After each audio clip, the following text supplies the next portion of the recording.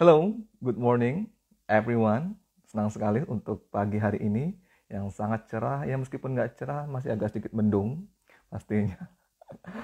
Alhamdulillah, puji syukur semuanya untuk sobat-sobat Public Speaking Corner. Bahwasannya untuk kali ini, mungkin ini pertama kalinya saya adakan sharing session. Mungkin sebelumnya sobat-sobat Public Speaking Corner sering melihat saya tampil dengan beberapa pembicara, narasumber ternama, profesional, dan oke punya. Namun nggak tahu kenapa, untuk kali ini saya ingin sekali berbagi tips-tips kecil, tips-tips tipis-tipis untuk sobat-sobat Public Speaking Corner pastinya. Mudah-mudahan apa yang saya sampaikan, apa yang kita bagi, mudah-mudahan kita bisa diskusikan untuk pagi kali ini bisa lebih menginspirasi. Kenapa bisa begitu? Nah, kali ini yang ingin bergabung boleh pastinya di ruang Public Speaking Corner, kita berbagi, kita berdiskusi, kita bercerita ilmu dan pengalaman pastinya mengenai dunia public speaking. Ternyata dunia public speaking itu nggak hanya berbicara, tidak hanya menjadi pemateri, tidak hanya menjadi pembicara bahwasanya kita bisa, kita tahu apa yang kita punya dalam otak kita. Namun, ternyata menjadi seorang pendengar pun itu jauh lebih penting, jauh lebih perlu. Kenapa? Kebanyakan dari kita, orang yang berbicara, orang yang banyak tahu, banyak mengerti, dalam tanda kutip, dia bukan sok minta, tetapi pembicara tersebut memiliki makna, memiliki maksud apa yang dia sampaikan. Dia harus menyampaikan untuk bisa mengasah apa yang dia miliki di dalam otaknya. Namun sebagai seorang pendengar pun juga jauh lebih penting dari seorang pembicara. Karena menjadi seorang pendengar, dia bisa menangkap semua sumber-sumber yang ada di sekitarnya, yang ada di dalam otaknya, kemudian disaring, disampaikan dalam arti delivering to the audience. Nah, kalau sobat-sobat Public Speaking Corner bagaimana ini ceritanya? Menjadi pendengar pun juga harus bisa lebih sabar, lebih bisa teliti, analisis, dan kritis. Sebelum menyampaikan, harus bisa disimpan, mengolah, memanage. Jadi dalam istilah public speaking, kita harus bisa memberi arti, memaknai, paham apa yang kita sampaikan. Namanya word managing. Kita bisa mengolah kata. Tidak hanya kata pun yang bisa kita olah. Ternyata word and feeling managing itu sangat perlu. Nah, untuk kali ini yang ingin saya bagikan mengenai breath and power technique. Kenapa? Nah, apapun pekerjaanmu, apapun yang bisa menghasilkan suara. Apakah itu seorang penyanyi, apakah dia seorang voice over, dia seorang pembicara, guru, siapapun yang tampil di depan, ternyata melatih pernapasan dan teknik power itu benar-benar menjadi pondasi dasar. Kalau menurut saya. Mungkin sobat-sobat Public Speaking Corner punya tips sendiri untuk melatih diri. Tapi kalau di dalam diri saya, menurut pengalaman yang sudah saya lakukan menjadi host, kemudian pembawa acara, ataupun pemateri, ternyata melatih pernapasan dan power teknik itu memang benar-benar membuat kita lebih terlatih. Karena apa? Dengan kita melatih pernapasan, breathing, and power technique, suara yang kita keluarkan lebih lantang, lebih jelas. Jadi apa yang didengar oleh audiens, dia bisa lebih menangkap. Nah, ternyata tidak hanya itu pun, tapi breath and power technique ini sebagai pondasi saya sebelum saya bisa menyampaikan menjadi pembawa acara ataupun pemateri. Bagi kalian yang ingin tahu teknik-teknik dasar public speaking, nah, dalam mengatur pernapasan ataupun teknik power, itu disarankan, diperlukan sekali untuk diri kita masing-masing. Nah, kalau untuk perkembangan atau pengembangan lebih luas, di samping pernapasan ataupun teknik power, boleh sobat-sobat menambahkannya. Namun, breath managing dan power teknik di sini bisa dikatakan sebagai pondasi awal untuk mengembangkan skill-skill yang ada pada diri kita. terutama dalam dunia public speaking, dan menjadi pendengar yang baik. Ingat, menjadi pembicara harus bisa menjadi pendengar yang lebih baik dahulu. Karena seorang pembicara itu adalah kunci dasar menuju kunci level yang lebih tinggi. Dasarnya kita menjadi pembicara yang baik. Maksudnya menjadi pendengar yang baik terlebih dahulu untuk menangkap sumber-sumber yang ada di dalam sekitar kita. Dimanapun berada, sumber kita bisa ambil. Namun, semuanya pengembangan skill, kemudian yang ingin disampaikan kepada audiens, kembali lagi ke dalam diri kita masing-masing. Oleh untuk Kak Thomas Riyadi, thank you banget. Sepertinya rasanya ingin sekali bergabung dengan Kak Thomas. Oh, selamat pagi juga Kak Thomas. Boleh dong Kak Thomas, kayaknya pengen lo diskusi bareng dengan Kak Thomas ini. Mungkin dengan topik-topik yang luar biasa, wow gitu kan. Kemarin sepertinya Mas Thomas, Pak Thomas ya, saya manggil Pak Thomas.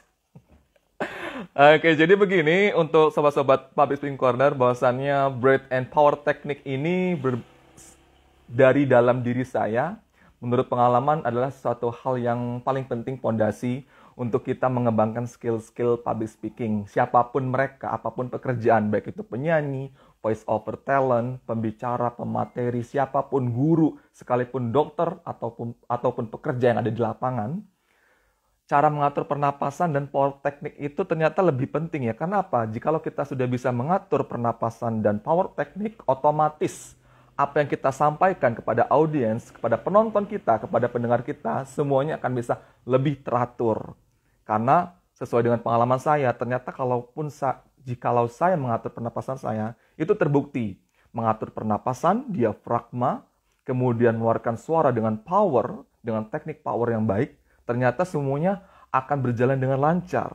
Tapi beda lagi ceritanya jikalau seseorang itu berbicara dari sumber leher, bukan dari sumber perut. Jadi kita berbicara menggunakan power, ternyata memang benar. Berbicara menggunakan power, kemudian pernapasan yang baik, itu akan mengeluarkan suara, artikulasi, intonasi yang jelas. Nah, mungkin kalau untuk Kak Thomas, kemudian dengan Kak Momi J3, boleh kalau ingin ada saran lain atau tips yang lebih bagus lagi, yang lebih disarankan, itu bisa lebih nyambung ke otak kita, nyambung ke dalam proses alam bawah sadar, kemudian proses alam sadar. Tapi proses yang kita lakukan itu mungkin akan kalah dengan namanya grogi.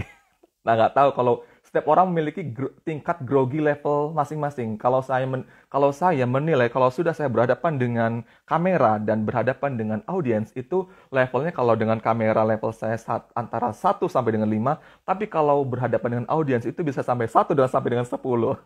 Nah, itu tadi teknik powernya dengan pernapasan ternyata harus bisa kita latih dari awal sebelum kita tampil. Oleh karena itu pemanasan lebih penting ya Kak Thomas ya. Nah, pemanasan itu ternyata sangat penting. Kalau saya bilang, saya download aplikasi di Play Store itu, sebelum kita tampil ternyata yang menjadi dasar dari semua dasar itu pernapasan terlebih dahulu. Karena apa? Melatih pernapasan agar kita bisa menggunakan suara power yang jelas, suara dari dalam perut, bukan suara dari leher. Ini pun juga saya melatih untuk berbicara bagaimana supaya saya bisa melatih power saya dengan teknik power yang baik, kemudian pernapasan yang baik, kemudian bisa didengar oleh audiens dengan suara, intonasi, artikulasi, resonansi yang jelas. Itu sesuai dengan pengalaman yang saya lakukan menjadi host, kemudian berbicara di depan forum, kemudian intonasinya akan terlihat apakah orang ini berbicara dengan nada marah, dengan nada kesal. Karena orang itu kalau tidak, misal kita tidak bisa mendengarkan dengan baik, berarti kemungkinan teknik pernapasan dan teknik powernya masih belum cukup. Nah, untuk saat ini pun saya masih dalam proses pengembangan skill untuk teknik bernapas dan teknik power. Nah, untuk teman-teman, sobat-sobat Public Speaking Corner, terutama untuk yang sudah bergabung, Kak Thomas, kemudian Kak Momi, ada ya cara tersendiri dari kita, tips dan triknya, kita punya tips dan triknya masing-masing. Kita bisa menganalisis apa yang kurang di dalam diri kita. Kita bisa memperbaikinya ke depan sebagai feedback. Nah, untuk kali ini, apa yang sudah menjadi pengembanganmu, apa yang menjadi kemajuanmu setelah kita melatih, mengelola pernapasan dan power teknik, mudah-mudahan jikalau kita sudah melatih sebelum tampil ataupun di tengah acara.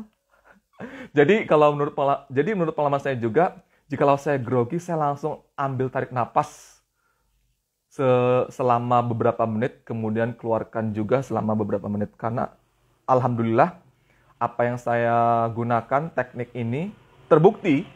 Jadi kita berbicara jikalau sudah mengatur pernapasan dan power teknik, semuanya berjalan dengan lancar. Siapapun tamunya yang ada di depan kita, so what?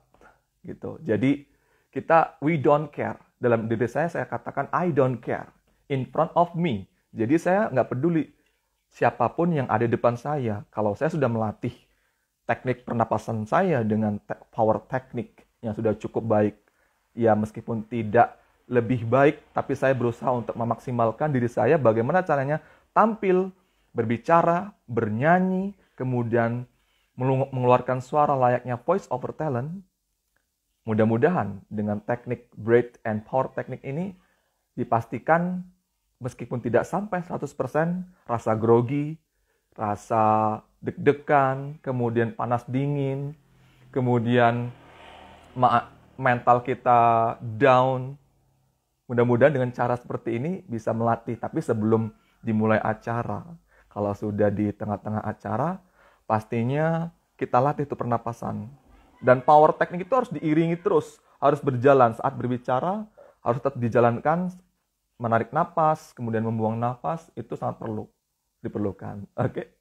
Oke, untuk yang sudah bergabung atau ingin berbagi, ingin bercerita, sharing, langsung saja klik atau ketik pesan curhatan saya dari seseorang yang bernama siapa. Kita boleh ngobrol diskusi dengan topik-topik yang lagi trending viral, terutama yang lagi hits di saat-saat seperti ini. Oke, itu saja dari saya. Cukup, terima kasih. Mudah-mudahan bermanfaat.